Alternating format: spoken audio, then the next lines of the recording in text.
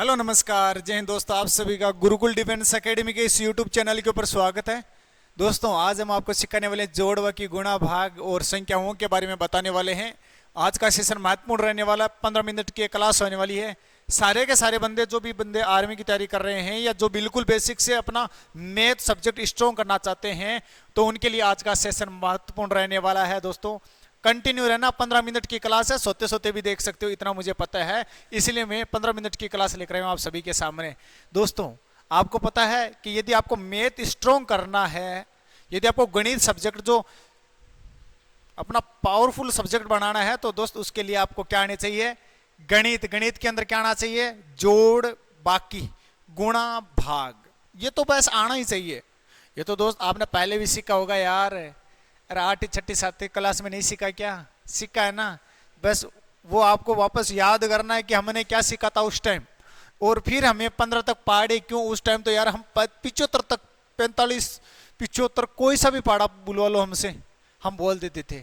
लेकिन जब हमें इसकी रियल जरूरत आई तब हमें ये पहाड़े याद नहीं हो पा रहे हैं यार। इसलिए आपको पहाड़े एक बार प्लीज वापस याद कर लेना अपने जोश, उसी जोश से।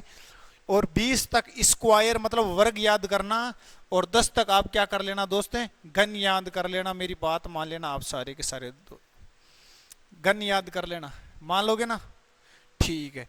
फिर मैं आपको, यदि आप इतना काम अपनी खुद की तरफ से कर लोगे तो मैं आपको थोड़ा सा आगे बताऊं तो जरा देखना, संख्याओं के बारे में मैं आगे बताता हूं।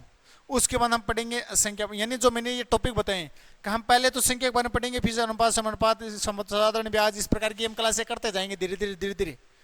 लेकिन उनसे पहले आपको ये आना तो चाहिए ना, संख्याएं होती क्या है। संख्याओं के बारे में आज सीख रहे हैं हम, क्लास में लास्ट तक रहना दोस्ते।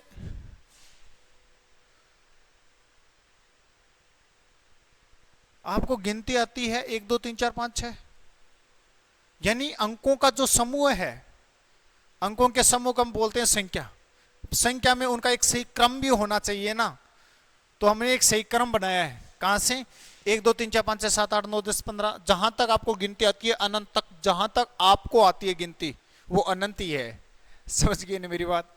इसलिए संख्याएं बहुत प्रकार की होती है दोस्तों, बहुत सारी संख्याएं होती है, लेकिन जो तो महत्वपूर्ण संख्याएं हैं मैं तो वही बताऊंगा आपको, फालतू का कचरा नहीं पढ़ाऊंगा। और यदि आपको कचरा भी पढ़ना है फालतू का तो दोस्त किताबों में बहुत लिखा हुआ है, लेकिन क्या सारे किताबों में लिखा हुआ एग्जाम में आता है क्या, नहीं आता है ना।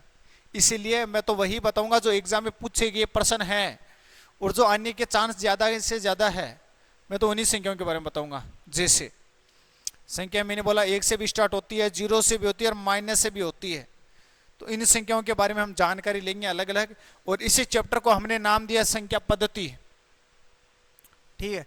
संख्या पद्धति मतलब ये पद्धति कहां से आ रही है, तो पहली हमारी संख्या थी प्राकृत संख्या, नेचुरल नंबर। प्राकृत संख्या का मतलब क्या हो गया, जिसमें हम प्रकृति की वस्तुओं को गिन सकते हैं, यानी जो संख्याएं हम, जिन संख्याओं के द्वारा हम प्रकृति में वस्तुओं को गिन सकते हैं उन्हें हम प्राकृत संख्या बोलते हैं।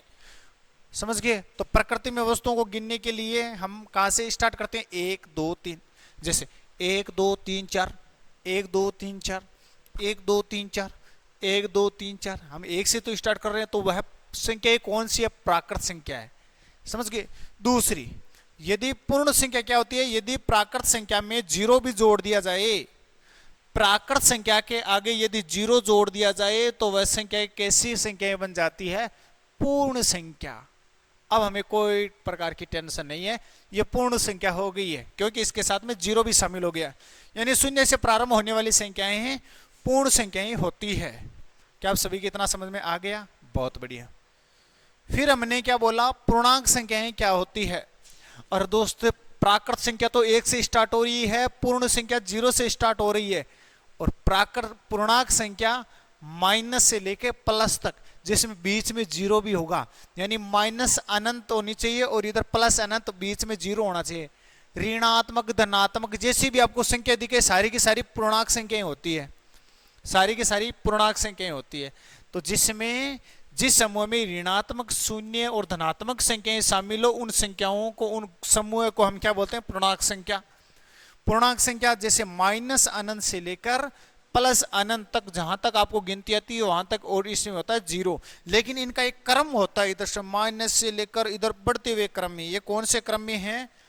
बढ़ते हुए क्रम में है।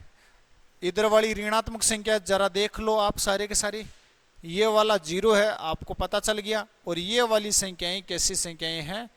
धनात्मक संख्याएं हैं। जिसमें ऋणात्मक, शून्य और धनात्मक तीनों संख्याएं शामिल हो, उन संख्याओं को हम क्या बोलते हैं? पूर्णांक संख्या बोलते हैं। सभी के समझ में आ गया? बहुत शानदार, बहुत बढ़िया। अब जरा आगे देखना, एक प्रश्न है आप सभी के सामने, जरा इस प्रश्न का आंसर बताना मेरे को कि -500, 1000, 200, माइनस के 100, 1, ऐसी कोई संख्याएं हैं, इनमें बढ़ते हुए क्रम में लिखना है। ये पूर्णांक संख्या, ये कैसी संख्या है? पूर्णांक संख्या है। लेकिन इनको हमें किस रूप में लिखना है? बढ़ते हुए क्रम में लिखना है। तो सबसे पहले इसमें क्या बोला? सबसे बड़ी संख्या 1 होगी, क्योंकि ये धनात्मक संख्या है, और धनात्मक संख्या आप सभी को पता है यार, बड़ी होती है ना यार, ठीक है।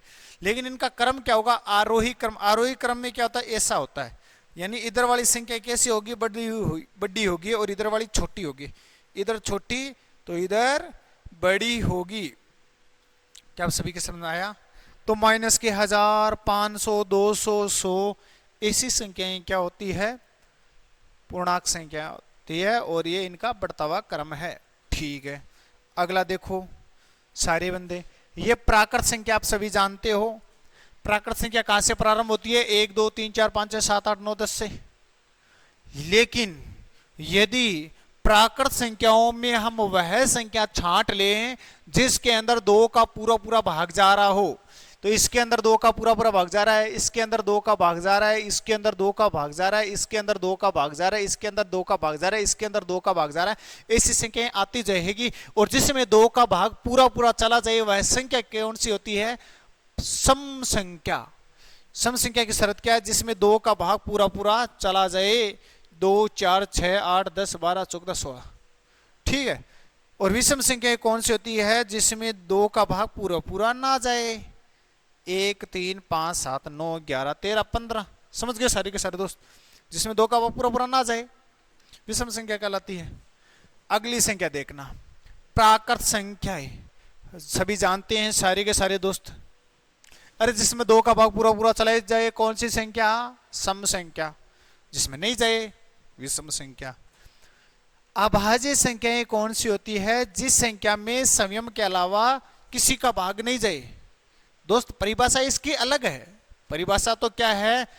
वह संख्याएं जिसमें एक तथा संयम के अलावा किसी 2 संख्या के अलावा किसी का भाग नहीं जाए। या तो जाएगा एक का तो सभी में जाता है भाग, और फिर संयम का भाग जाना चाहिए, यानी मिनिमम 2 संख्या का तो भाग जाने चाहिए। वह संख्या जिसमें ऐसी 2 संख्याओं का भाग जाए, एक तो एक और एक संयम, वह संख्या अभाज्य संख्या होती है। लेकिन हम आपको कंफ्यूज नहीं करना चाहते। मैं तो ये चाहता हूं कि आपको जो बात क्लियर है वह क्लियर समझ में आए, जिसमें संयम के अलावा किसी का भाग नहीं जाए, अभाज्य संख्या। दोस्त ये एक तो अपवाद है साड़ा, ये पता नहीं कहां से आ गया। 2 में किसी के अलावा भाग नहीं जाता, 3 में 3 के अलावा किसी का भाग नहीं जाता, 5 में 5 का जाता और किसी का नहीं जाता, 7 में 7 का जाता और किसी का नहीं जाता, 11 में 11 का जाता और किसी का नहीं जाता, 13 में 13 का जाता और किसी का नहीं जाता। इस प्रकार की संख्याएं अभाज्य संख्या होती है। करते जाओ इनको। सबसे छोटी अभाज्य सम संख्याएं कौन सी है? 2। सबसे छोटी विषम अभाज्य संख्याएं कौन सी है? 3। सबसे छोटी 2 अंकीय विषम संख्याएं अभाज्य संख्या कौन सी है? 11।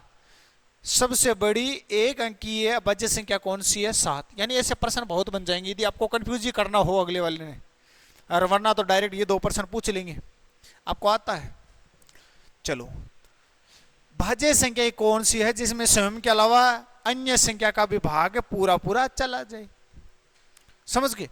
जिसमें स्वयं के अलावा अन्य संख्या का भी भाग चला जाए। जैसे 6 में 6 का भी भाग जाता है, 6 में 2 का भी भाग जाता है, 6 में 3 का भी भाग जाता है, और 6 में 6 का भी भाग जा रहा है। यानी स्वयं के अलावा हर किसी का भाग चला जाए तो ऐसी संख्या को हम क्या बोलते हैं? भाज्य संख्या। जैसे एग्जांपल 4, 6, 8, 10, 9, 10, 12, 12, समझ गए ना। ऐसी संख्याएं कौन सी होगी? भाज्य संख्या। अभाज्य संख्या के अलावा सभी संख्या भाज्य संख्या होती है, ये भी बात कन्फर्म है। यानी अभाज्य संख्या के अलावा सभी जो संख्याएं होती है वो भाज्य संख्या होती है। अभाज्य संख्या के अलावा सभी संख्या भाज्य संख्या होती है। एक अपवाद है, एक क्या है? अपवाद, जो न तो भाज्य है न ही अभाज्य है। सबसे छोटी भाज्य संख्या कौन सी है? 4। अगला देखना, संख्या।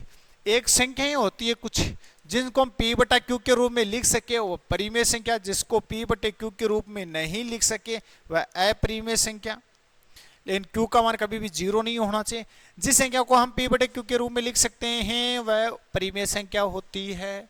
एग्जाम्पल जैसे 2, 3, -4, -2, 1/2, 4/5, √4, √9, 22/7। दोस्तों √4 क्यों हुआ? क्योंकि √4 का वर्गमूल कितना होता है? 2। और क्या हम 2 को 1/2/1 लिख सकते हैं? हाँ। √9 का वर्गमूल कितना हुआ? 3।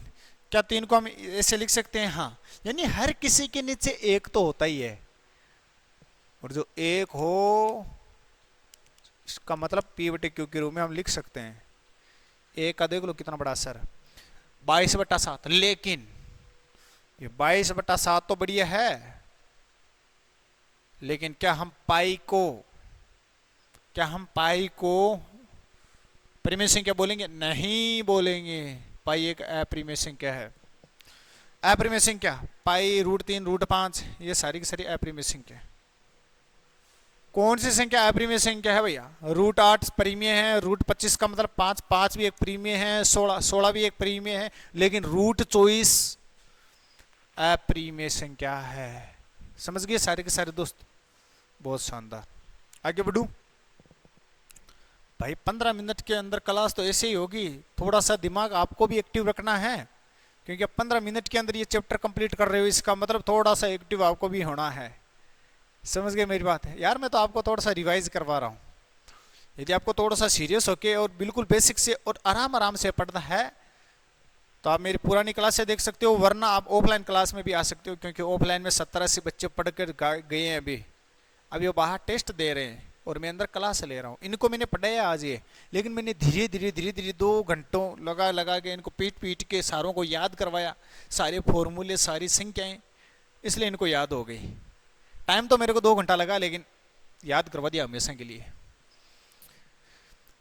जो संख्याएं वर्गमूल माइनस के अंदर हो, यानी वर्गमूल के अंदर माइनस संख्या हो, ऋणात्मक संख्या हो, उनको हम काल्पनिक संख्या बोलते हैं। और आयोटा का मान कितना होता है? -1, √25, 7 आयोटा, √-2। ये कैसी संख्या होती है? काल्पनिक संख्याएं होती है। इतना समझ गए सारे दोस्त? आगे बढ़ू। वास्तविक संख्याएं। वास्तविक संख्याएं कौन सी संख्या होती है? काल्पनिक संख्या के अलावा सभी संख्या वास्तविक संख्या होती है। यानी काल्पनिक संख्या के अलावा सभी की सभी संख्या कैसी होती है? वास्तविक संख्या। जैसे √2, √25, 3, √7, 5/4 वास्तविक संख्या है। कौन सी संख्या काल्पनिक संख्या है? ये वाली, क्योंकि ये रूट के अंदर माइनस की संख्या आ गई।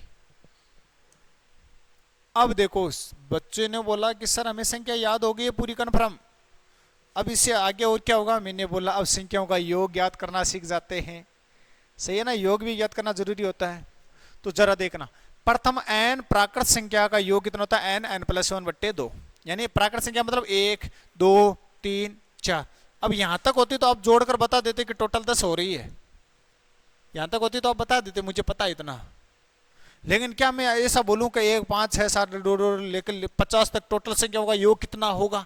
अब आप बोलोगे सर मुझे ये योग ऐसे में कब तक याद करूंगा? तभी तो मैंने बोला फॉर्मूला याद कर लो, इसमें डायरेक्ट मान रखो 50, इसमें डायरेक्ट अंतिम संख्या का मान रखो और आंसर निकालो। तो क्या हो जाएगा? पहली 25 प्राकृत संख्या का योग ज्ञात करो। तो पहली 25 प्राकृत संख्या का योग, फॉर्मूला आप जानते हो, n+1/2। n+1/2। n का मान कितना? 25। 25 में 1 जोड़ा 26, तो 25 × 26/2, 2 के भाग से कितना कटा? 13 बार। 25 को 13 से गुणा करवाया तो 325 आंसर आ गया। ऐसा कैसे प्रश्न? अगला है, प्रथम n प्राकृत संख्या के वर्गों का योग।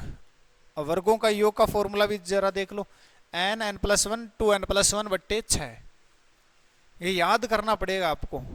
प्रथम 10 प्राकृत संख्या के वर्गों का योग कितना होगा? प्रथम एन 10 प्राकृत संख्या के वर्गों का योग, कौन सा योग पूछ रहा हूं? वर्गों का योग। तो फॉर्मूला आप सभी जानते हो, ये रहा। एन का मान 10, 10 में 1 जोड़ा 11, 11 10 गुणा 20 और 1 21 सोल्व किया तो 385 तुम्हारा राइट आंसर आ गया। सोल्व करके इनको गुणा भाग करना जो आपको आता है। प्रथम एन प्राकृत संख्या के घनों का योग कितना हो जाएगा? घनों का योग जरा देखना, एन एन प्लस वन बट्टे 2 का स्क्वायर, ये फॉर्मूला होता है। तो प्रथम 10 प्राकृत संख्या के घनों का योग कितना होगा? फॉर्मूले में मान रखा 55, 55 का स्क्वायर 30, 25 हो गया।